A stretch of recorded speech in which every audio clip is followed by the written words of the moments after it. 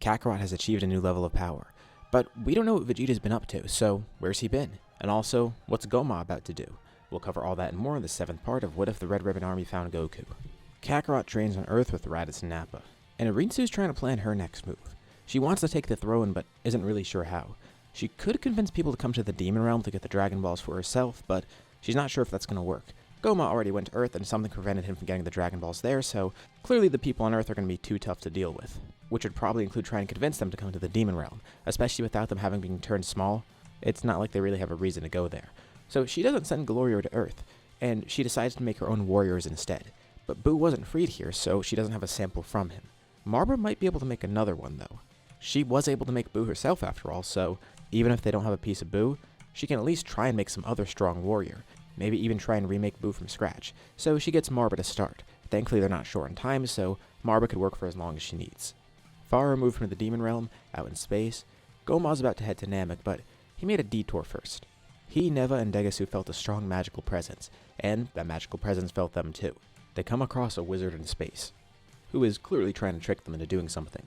He has a music box that he's trying to break open, saying there's a strong threat that's about to attack, and they need to open this music box and free the warrior inside. He's the only person that could stop that threat. But the three of them aren't stupid, and they could see through Hoi's deception. They ask what's really inside that box, and Hoi says it's actually a warrior in there. Neva analyzes it himself a little bit. What Hoi's saying is true, but he does feel an evil presence within him as well.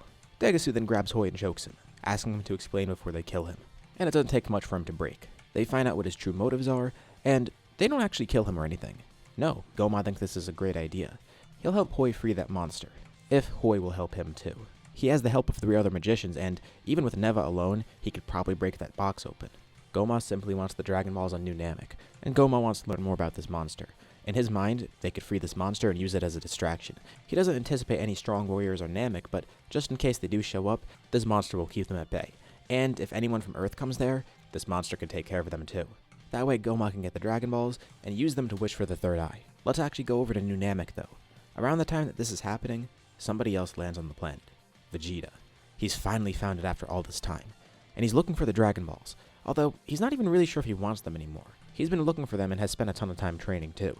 But now he's kind of thinking to himself, what's the point of getting the Dragon Balls? He's already really strong as is, and he's honestly not even too sure if he wants to wish for power or anything.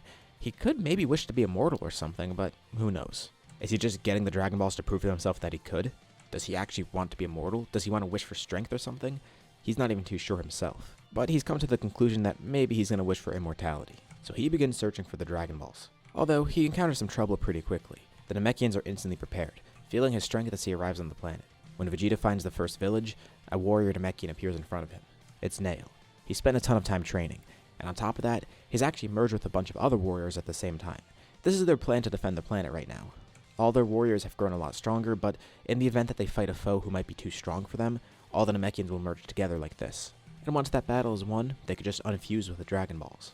Vegeta doesn't expect Nail to put up much of a fight, but Nail attacks Vegeta while he's in base, and his power is pretty overwhelming, so Vegeta turns Super Saiyan, but even that's not enough. And he then showcases Super Saiyan 2 to Nail. Nail knew there were Saiyans out there, but he didn't expect one to show up here, though with his strength, he's confident he could defend against Vegeta. Even with Super Saiyan 2, it's not enough for Vegeta to be stronger than Nail, but if he just gets a little bit stronger, he can surpass Nail. And thankfully, this isn't his final form, not even close. Vegeta then starts charging more energy, and transforms once more, showing off Super Saiyan 3.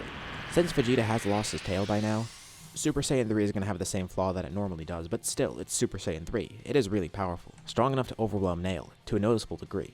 And Vegeta's about to finish the battle off by killing Nail, but then they both feel a strong presence. The entire planet feels like it's shaking, and there's a giant pillar of smoke in the distance. They're not sure what it is. They think it's smoke and debris, but it's a different type of smoke. The smoke then swirls around and forms into something else. It looks like 2 legs of something, but then far away in the opposite direction, they see something similar. It looks like some giant monster, this time the top half.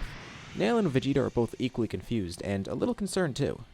Nail because there's another threat here, and Vegeta because someone else might be after the Dragon Balls. And just by looking at the 2 halves of the monster, it's pretty clear that they both belong to the same thing. Goma has one half of Hirudegarn with him, and Hoi has the other half. Of course, this means Tapion's been freed too, and no one there is strong enough to kill him because even though they're great magicians, Tapion is a lot stronger physically. He of course tries playing his ocarina, but while they can't really kill Tapion, they could easily destroy that. Goma was aware that they'd free some other strong warrior, but he is a little bit concerned about Tapion, It doesn't matter though. Hirudegarn is freed and soon both of the halves will merge. The two halves of Hirudegarn then turn to a pillar of smoke. Halfway in between them is Nail and Vegeta, and the two plumes of smoke merge together above them, combining into the full Hirudegarn. Quickly Tapion flies over, and he's glad to see two strong warriors there. The presence of these two feels strong. Though he is pretty lost right now because he doesn't know where he is or who these people are, just that he needs to defend whatever this planet is. He doesn't know if these two are good people either. One of them has energy that definitely feels malicious, but for Nail his energy feels good. At least Tapion doesn't need to fight alone. He thought it would be hopeless if it was just him, but maybe these two can help. And Vegeta doesn't know what he's talking about. He's not going to help anyone. He doesn't even know what's going on here. Tapion explains a little more, and Nail decides to join him. But Tapion also mentions something else. One of the people that freed him mentions something about Dragon Balls, and he doesn't know what those are. But that guy's after them. This concerns Nail, and then it immediately gets Vegeta to join the fight too. Okay, now he's got his attention. No one else is getting the Dragon Balls on his watch. He's not sure if this monster's going to try and get them, or if he's just a pawn of somebody else that's trying to get the Dragon Balls. Regardless, this monster is clearly in his way, so they'll have to kill it. Tapion and Nail fly into battle, leaving Vegeta behind. And Vegeta's really mad because, first of all, he just beat Nail and he was about to kill him. But now someone might be going after his Dragon Balls. Though, he doesn't really need to join them. Maybe Hirudegarn will be a distraction. Vegeta then tries to fly away, but Hirudegarn blocks him. And Hirudegarn is actually pretty powerful, surprising Vegeta. Looks like he is actually going to have to fight this guy. And you know what? Maybe that's not too much of a bad thing. First off, Vegeta wasn't really sure if he wanted the Dragon Balls in the first place, and second of all, a Saiyan like him won't turn down a good fight like this. So Vegeta reluctantly starts fighting alongside Tapion and Nail. A really disjointed combination of fighters who don't really know how to fight alongside each other. But hey, at least they're strong. Now with Hirudegarn freed, Goma's crew is free to go get the Dragon Balls, with Hoi joining alongside them. Goma asks Neva to help, and it shouldn't be too hard for him to do so. And that's what he does. He lifts a hand up, and it doesn't really take too long for him to summon all the Dragon Balls to his direction. Across Namek, all the other villagers don't know how to react. First, Vegeta showed up, and their strongest warrior is fighting him. They don't have any other warriors left because they merge into Nail. Second, all the Dragon Balls just started randomly flying around. Mori tries to summon them back, but it doesn't work. Whoever's taken the Dragon Balls has much stronger magic than him. All the Dragon Balls swirl above, and then land in front of Goma. And since this is Namek, Neva would know the password for the Dragon Balls. But before they even activate the Dragon Balls, another Namekian runs over, trying to get the Dragon Balls himself. It's Dende. But then Goma attacks him. Despite not being that strong right now, Goma is still strong enough to fight Dende. He'll hold Dende back, and the others will make the wish for him. Though, it might just be easier to kill him on the spot.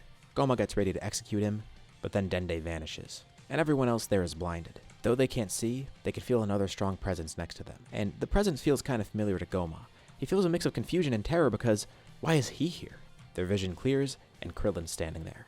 He was training with Shin and used the Kai to teleport here. For multiple reasons. For one, Hirudegarn was there. Second, they knew Goma was still out there, and Krillin's gonna stop him once and for all. Especially after telling Shin about the encounter, he told Krillin to be wary. Goma yells to Neva to summon the dragon now, but he can't even finish his sentence. Krillin quickly launches a ki blast at Goma, completely incinerating him. Amidst his training on the sacred world of Kais, Krillin also did break the Z-Sword. So, Elder Kai was there with them, and they were watching everything that happened here, so he knows Hoi is evil too. Quickly launching a blast at him as well, killing him with ease. It's not like he even needed to use his full power here because Elder Kai did give him some other help. He doesn't kill Degasu out of respect for Shin, and for Neva, well, he simply chuckles and surrenders. Looks like he doesn't need to summon the dragon anymore without Goma here. Degasu panics and leaves, and Neva follows alongside him. But he does turn to Krillin, and ominously, he wishes him good luck. He seems like a pretty good guardian of his planet. He does feel bad about unleashing this terror on Namek, but something told him it wouldn't really amount to much. That is also why he took his time with the Dragon Balls. Those strong warriors will probably defeat him, and Dende can restore the damage with the Dragon Balls. And Krillin does remember Dende from that last time he came to Earth. Dende explains where Nail is, and there's two other strong warriors here. And Krillin already knows. He was watching through a crystal ball. He knows nothing about Tapion, but he at least seems like a good guy. Though, he does know who Vegeta is. Krillin tells Dende to not summon the dragon yet. Do that once the battle is finished, so he can unfuse Nail, and then restore any damage if he needs to. Krillin Kai-Kai's over to where the others are fighting. Nail looks over and is glad to see Krillin here. And Tapion feels a bit of relief because, though he doesn't know this guy, it looks like he's here to help. And Vegeta's just wondering how and why he's here. Great, he's gonna have to team up with that guy too? Vegeta says he might be able to summon enough power to destroy that monster in one hit. By now, Hirudegarn has transformed as well. He asks the other three if they could distract him, hold the monster off while Vegeta prepares an attack. They don't really have another choice, so they do that. And with their combined might, they're actually able to hold him off for a bit.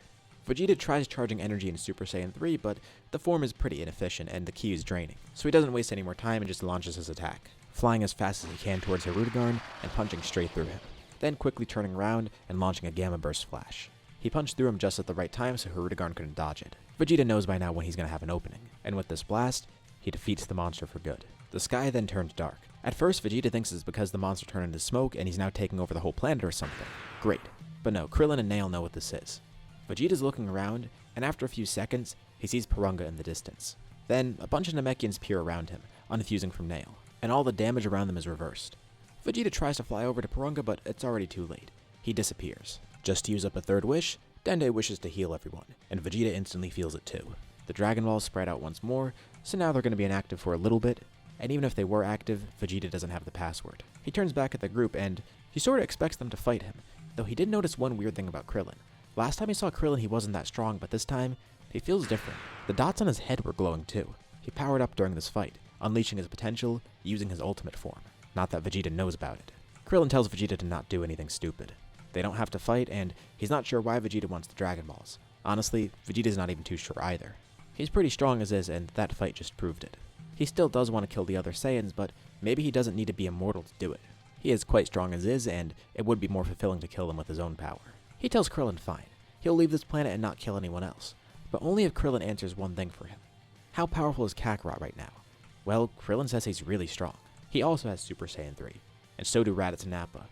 Really? Raditz and Nappa are back and they got Super Saiyan 1, 2, and 3?